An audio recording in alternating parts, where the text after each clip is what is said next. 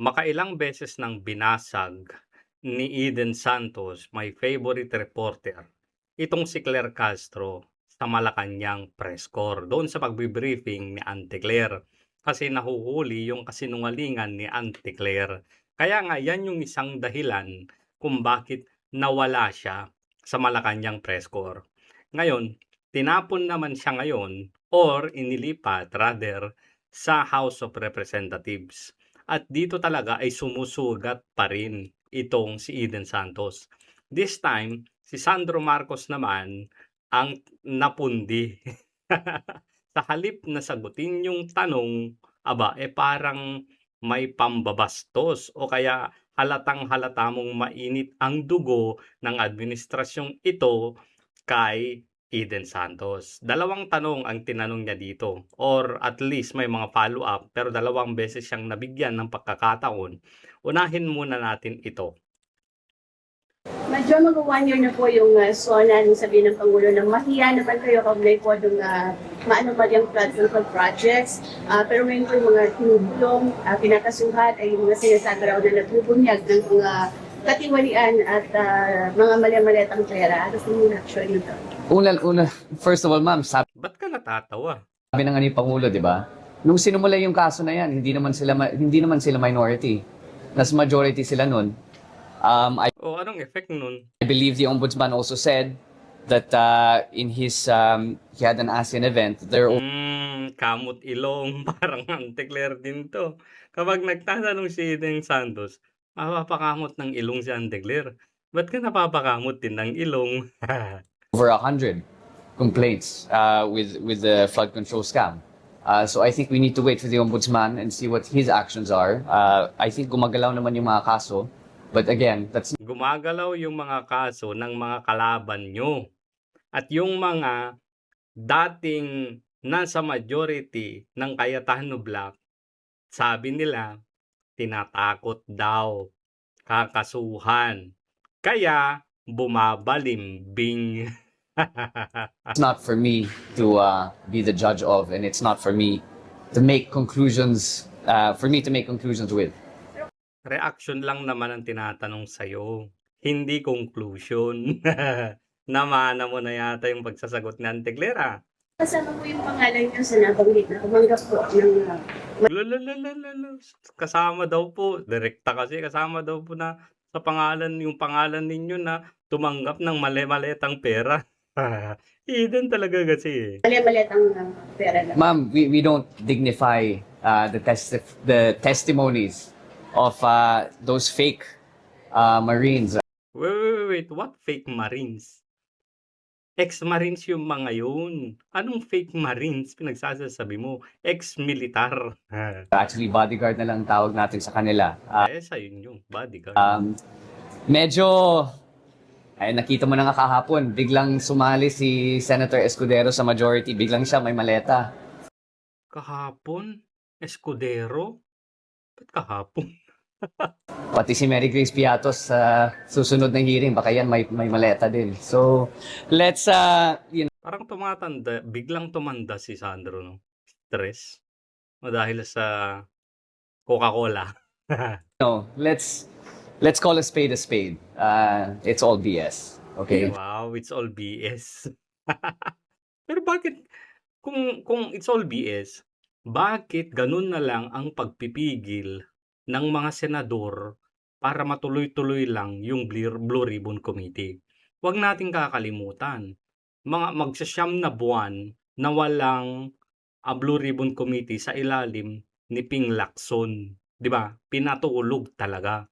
Ngayon naman nung binawi or nakuha ng Cayetano Black yung majority o yung Senate presidency, biglang grabe nung ano, 'di ba? Halatang-halata mo talaga na lahat ginawa para lang mapigilan talaga yung investigasyon sa flood control projects. Hindi tanga ang mga Pilipino para hindi yun makita. So, versus sa mga is it really worth it? Uy, tanong ni Eden, magpa-file po ba kayo ng kaso doon sa mga o 'di ba? Is it really worth it? Ay, parang sinampal mo dito yung mga nagkaso, sino-sino yung mga gossip? Nandiyan si Abante, nandiyan si Garin, magkakaso din yata si si Luistro, 'di ba? Ang dami-daming mga nagkaso na. So, it's not worth it pala. So, ano pala 'yun? Palabas? It's not worth it, 'wag mo nang patulan. Bakit? Kasi 'pag nagsampa ka ng kasong libel sa kanila, mapipilitan ngayon itong mga 18 Marines na patunayan na totoo yung sinasabi nila at hindi lang sila naninirang puri. Natatakot ka na baka merong mga ebidensya talaga na mailabas. Lalong-lalo na 'pag, dumating na yung panahon na kapagka itong si Saldico, baka makauwi ng Pilipinas, 'di ba? Alam kong natatarantang-taranta kayo, kasi alam ng mga Pilipino, maraming nagsasabi na talaga namang sangkot kayo sa malawakang korapsyon. Kaya kapagka kinasuhan mo 'yan, siyempre mapipilitang maglabas ng mga ebidensya. Baka meron? Is it really worth it? Sa totoo lang, tapos bibigyan pa sila ng publicity, wag na. It's really not. It's we're here to finish a lot of work that's a lot more important than those who are planning these type efforts against the government. Ituloy na lang natin yung trabaho natin. 'Pag nagsalita ka laban sa korapsyon, destabilization 'yun. Ang galing. Ngayon puntahan natin 'to. Eto, manda na kayo. Medyo sabi po, zero daw yung budget ng para sa MOOE, yung Gensan. Baka hindi niyo narinig. Zero daw yung MOOE para sa Gensan, para ito sa tulong dun sa mga biktima ng lindol, okay? Ma'am, parang kwento-kwento lang yan. There's no such thing as zero MOE. There's no such thing as zero budget either. Pero wala raw AX or MAIF, yung Gensan. Ma'am, that's impossible. Saan mo yan narinig? Ito ang sabi ni... Ipa-verify mo muna dapat. Wait lang. Nagve-verify yung reporter sa'yo. Bakit? Unang-una, congressman ka. Pangalawa, ikaw ay majority leader. Hindi ba dapat ikaw yung sumasagot? Hindi ba dapat ikaw yung tamang tao para i-verify yung information na yon, yung kwento-kwento na yon? Ba't kinakat mo si Eden? Ha? Ba't triggered ka? Ito ang sabi ni Kong Labiste. Hindi, sabi-sabi. Yan ang Si Kong Labiste ang nagsabi. Ako, pag naglabas si Kong Labiste, hindi na lang sabi-sabi yan. Hindi na lang kwento-kwento yan. sinabi mo. Yan ang narinig mo. Verify mo ba? Galit na. Galit yarn. Hala, reporter nga yung nasa harap mo nga ni. Sa'yo nga nagve-verify nga ni. Kasi madyo ka. Kanino ba magve-verify yan? Sa mga palaka? Ano ba yan? Yun po ang... No. Answer my question. Verify mo ba? Verify mo ba? Verify mo ba, yes or no? Okay, so next time, ma'am, i-verify muna natin bago natin itanong para hindi lang kwento. Siya po ang Nagbe-verify nga sa'yo, bobo. Okay? verify. Hindi, tinatanong kita. Reporter yan. Ang trabaho ng reporter magtanong.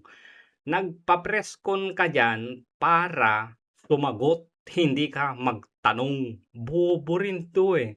Nahuhuli kasi kayo eh. Ano bang mahirap sagutin doon? Ha? Okay. Yan ay kwento-kwento lang. Ganun lang naman kasimple eh. Walang walang katotohanan yan dahil imposible, dahil ganito yung budget. Ganitong amount yung MAIF, ganitong amount yung AX, ganitong amount yung tulong na ibibigay. 'Di ba? Ganito yung amount ng MOOE ng Gensan. Wala pong katotohanan 'yan. Tapos ang usapan. Bakit makikipagbangayan ka? Bakit makikipagtalo ka sa reporter na ginagawa lamang ang kanyang trabaho? At ang trabaho na 'yon ay magtanong at mag-verify sa mga taong dapat namang pagtanungan. Ba't galit ka? Di ba, as journalists, it's also our responsibility to verify the information that comes to us before we ask those who are being interviewed. Yes. Okay. So next time, yes po ma'am. So next time, let's just verify. Kaya nga nagtatanong eh. 'Di ba? Kaya nga sa'yo nagpapa-verify. Hindi mo pinapatapos yung tao para magtanong bastos ka din eh. Kasi before that, kwento-kwento lang yan. As far as I know po, wala pong zero na ganun. Lalo na sa Gensan, who would be so stupid to do that? Wow, big words BS, stupid. Na Alam nyo, yung level of stress ng mga 'to, iba na rin, eh. Nahahalata mo, eh. Kasi ito dati, maayos namang sumagot 'to, magalang, 'di ba? Hindi mo maririnig na magsalita ng ganito 'to dati. Stupid, BS, 'yan ba yung natututunan mo sa mga Tulfo? 'Yan ba ang natutunan mo kay Auntie Claire? 'Di ba? Nasaan na yung, um, yung unang tingin sa'yo ng mga tao na ikaw ay napakabait, masunuring anak, mahinhin, hindi makakapagsalita ng mga ganyang bagay. Diyan mo makikita na itong mga 'to, yung level of stress nila iba na talaga. Lalong-lalo pa't ito kasing si Eden Santos, yung mga pinagtatatanong kasi magwa-1 year na po, yung mahiya naman kayo. 'Di ba parang isinampal kasi niya na magkaisang taon na wala pang nagagawa. Hindi pa talaga nakikita kung sino yung mastermind. Tapos susundan mo pa ng ganito, tapos ang information ay galing pa kay Congressman Leviste, eh, talagang mati-trigger 'tong mga 'to. Halatang-halata, eh, 'no, na kapagka lumalapit ka talaga doon sa mga tanong na mabubuking talaga sila o talaga malalagay sila sa alanganing sitwasyon, nagagalit talaga sila. Nai-stress. Oh, I mean, really. Thank you. Sir, last question. I mean, really? Gagi. Bobo na rin 'to. Dati okey ka namang magsalita, matalino ka naman, pero bakit bumaba ka na dun sa ganong kababa? May BS ka na, may stupid ka na din.